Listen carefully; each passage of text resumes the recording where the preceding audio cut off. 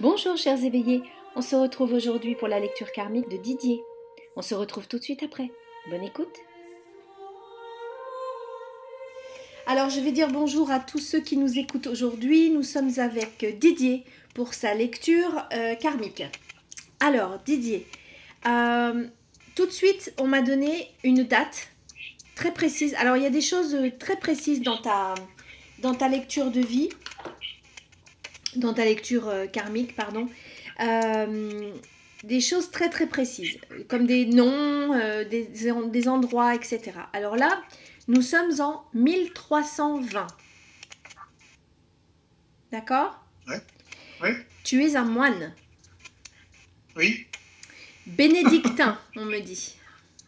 Oui. D'accord. Tu es basé dans les Pyrénées orientales, dans un monastère. Ah ouais. D'accord?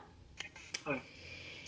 Là, on me donne ton prénom et ton nom de famille. Tu t'appelles Jean Delavigne. D'accord. Ouais. Tu es le fils, on me dit que tu es le fils naturel d'une union adultère. Et on va expliquer après pourquoi. Alors, ta mère s'appelle Diane. D'accord? C'est une châtelaine, donc c'est l'épouse d'un grand seigneur. D'accord? Un seigneur assez puissant, avec beaucoup de terres, beaucoup de gens. Hein? Un grand domaine quand même, d'après ce que je vois. Et en fait, cette femme, donc ta mère, va avoir une relation amoureuse avec le frère de son mari, donc avec ton oncle. D'accord? D'accord, ouais. Et elle tombe enceinte, donc de toi. Ok? D'accord. Elle tente désespérément de se débarrasser de l'enfant, de la grossesse. Hein? Elle va voir des femmes pour ça, etc. Elle essaye plusieurs choses, mais rien n'y fait. Donc, elle est obligée d'aller au bout de sa grossesse. D'accord? Elle le vit extrêmement mal. Elle a supplié pour que son mari ne la répudie pas ou qu'elle ne soit tuée ou qu'il la tue. Hein? Parce que c'est quand même un adultère. Donc, il l'a menacé de la répudier, donc ça veut dire de l'envoyer ailleurs, ou encore pire, la tuer. Donc, elle le supplie vraiment, mais comme pas possible, pour qu'il n'en soit rien. Et il veut bien lui pardonner. Bon, entre guillemets. Hein. Écoute-moi, parce que là, c'est coupé carrément. Hein. Oh, mince. Je vais essayer de me déplacer pour voir si tu réceptionnes mieux. D'accord, ok, pas de problème. Alors, je vais arrêter. Donc, voilà, on reprend. Donc, le mari, donc le seigneur, veut effectivement...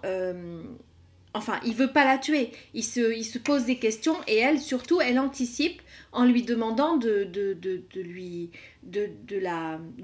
pardonner et de la laisser vivante, surtout. Hein. Donc, elle a peur à la répudiation et elle a peur de l'exécution. Et il cède. Hein. Donc, il ne la tue pas.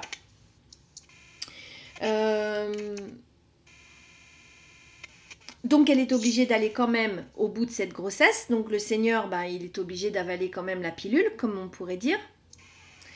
Et en contrepartie du fait qu'il ne la tue pas ou qu'il ne la répudie pas, il lui demande de garder le secret sur cette grossesse et sur l'accouchement. Et il lui demande d'abandonner le bébé tout de suite après l'accouchement. D'accord. D'accord. Ça va, tu m'entends mieux? Oui, je t'entends bien. Ok. Donc, cet homme qui s'appelle Jean est un enfant du secret. C'est ce qu'on m'a demandé de te dire. Oui. D'accord. Donc, tu vas naître dans le secret et tu vas tout de suite être confié à une nourrice qui va rester dans l'enceinte du domaine. C'est-à-dire que tu vas pas partir très loin, tu vas rester dans cette enceinte-là. D'accord? D'accord. Alors toi, on ne te dit absolument rien, bien évidemment. Hein. Dans ta prime enfance, on ne te dit pas d'où tu viens. voilà, et quand on est petit, bah, c'est vrai qu'on ne se pose pas forcément ces questions-là. Donc, pratiquement toute ton enfance, tu restes comme ça sans savoir d'où tu viens, etc. Voilà, tu es avec cette nourrice qui s'occupe de toi et ça te suffit. Euh, euh, tu vas voir ta mère. Alors, ça doit être important, donc je te le dis parce qu'ils me l'ont fait te dire. C'est-à-dire que tu vas être en contact avec ta mère très souvent puisque vous êtes dans la même enceinte. Elle sait que c'est toi, mais toi, tu ignores que c'est ta mère finalement. D'accord? Et ta nourrice, tu la considères, tu sais que c'est pas ta mère, mais tu la considères comme ta maman. D'accord? Hein? Donc, vous allez être en contact assez régulièrement. D'accord? Par contre, à l'âge de 12 ans, on t'envoie dans un monastère où tu vas être recueilli. D'accord? Et là, on va s'occuper de ton éducation. Donc, c'est là qu'on te donne ton vrai nom, donc Jean de la Vigne, parce qu'avant, tu n'avais ni nom ni prénom. Ah oui. Oui. Et on te donne le moine qui est en charge de ce monastère, donc le plus haut, je pense qu'on ne peut pas dire gradé, mais celui qui est le moine en chef, quoi, voilà, te donne son nom à lui. D'accord. D'accord. Là, dans la deuxième partie de ton enfance, tu vas être très très heureux dans ce monastère. Tu vas vivre, voilà, tu vas couler des jours heureux. Hein. On s'occupe de toi, tu manges à ta faim, ce qui n'était pas le cas avant. Et tu te sens utile parce que tu fais partie d'une communauté et tu es,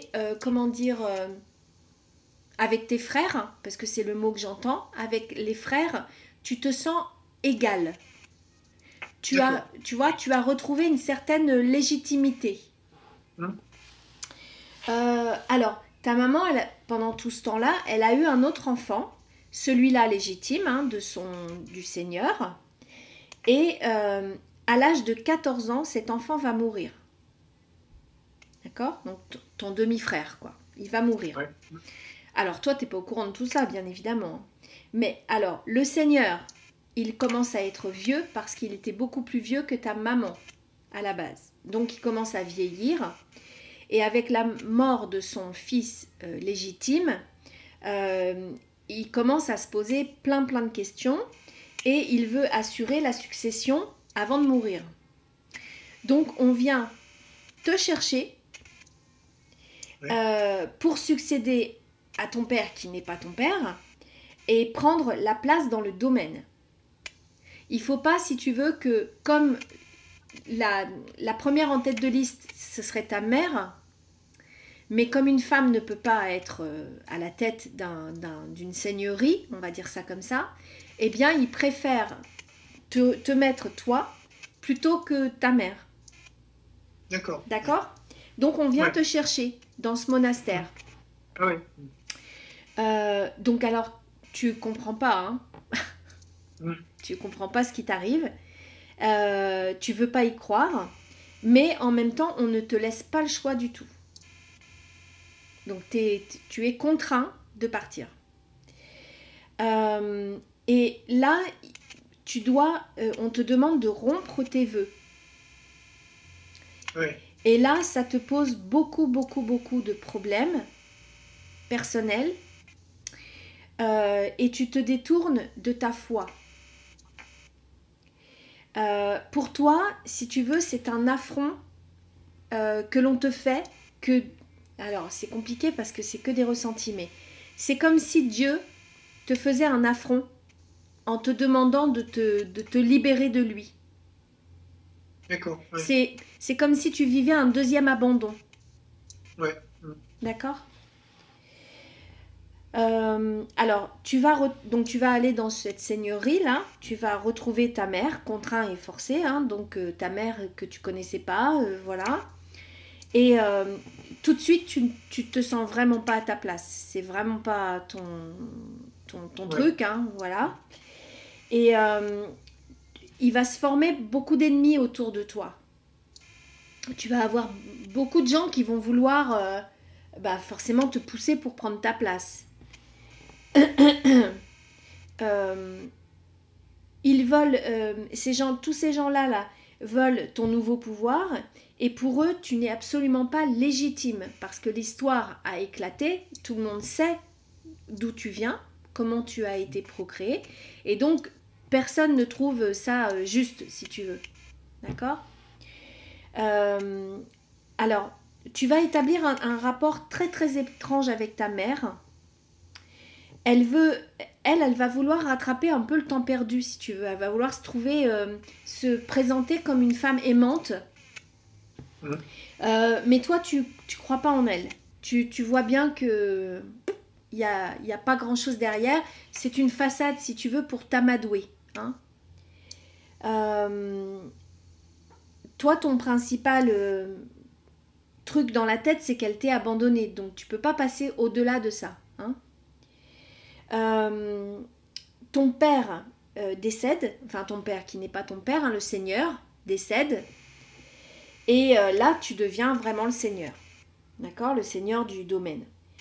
Et tu vas te retrouver avec toute une cour de conseillers, et tu vas être formé, hein, on peut dire comme ça, éduqué à cette nouvelle fonction, parce que à laquelle tu n'y connais rien, hein. Tu ne sais pas quels sont tes devoirs, tes obligations, etc. Voilà. Enfin, tu en as un vague aperçu. Alors, ça ne te plaît pas du tout. Et à ce moment-là, alors, les années passent quand même. Hein. Je vois la ligne du temps qui s'étire. Mais à un moment donné, ton vrai père, donc le frère du Seigneur, ton vrai frère légitime, va faire surface. Aussi, il va revenir, parce qu'il avait été, lui, exilé, d'accord ? Lui va revenir, et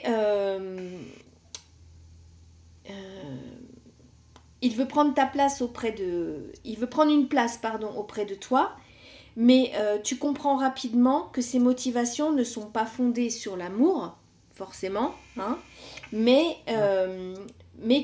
lui aussi, il est à la recherche d'un espèce de statut. Hein. Alors, le fil du temps s'étire encore, et tu vas voir pourquoi. Tu règnes quand même sur ce domaine pendant quelques temps, même si tu n'éprouves rien, tu te réconcilies pas non plus avec ta foi, mais tu essayes d'être toujours le plus juste possible quand tu rends des décisions. Je te vois... on pourrait appeler ça l'éthique aujourd'hui, tu vois. Tu fais les choses dans les règles de l'art, tu t'appliques toujours à être magnanime, et tu essayes d'être partial et de ne pas favoriser l'un plus que l'autre, toujours dans tes décisions. Mais par contre, au niveau de ta foi, ça ne revient pas. Et tu vas être menacé par...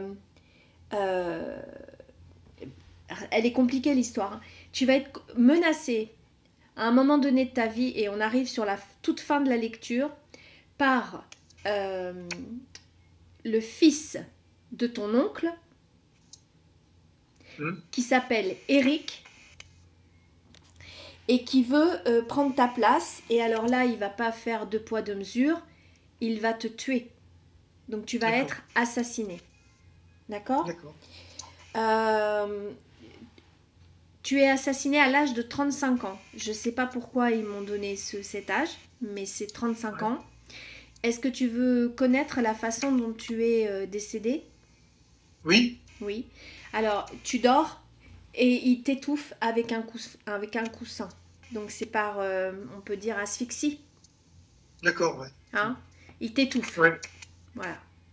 Donc, si tu veux, tu n'as pas le temps de... C'est pas une longue maladie où tu as le temps de... Voilà, tu es mort pratiquement sur le coup, hein, parce que ça dure très peu de temps, et tu ne t'y attends absolument pas. D'accord. D'accord ? Ouais. Je vais arrêter l'enregistrement, et puis nous... On se retrouve très vite pour de nouvelles vidéos. En attendant, prenez bien soin de vous. À bientôt. Ciao, bye bye.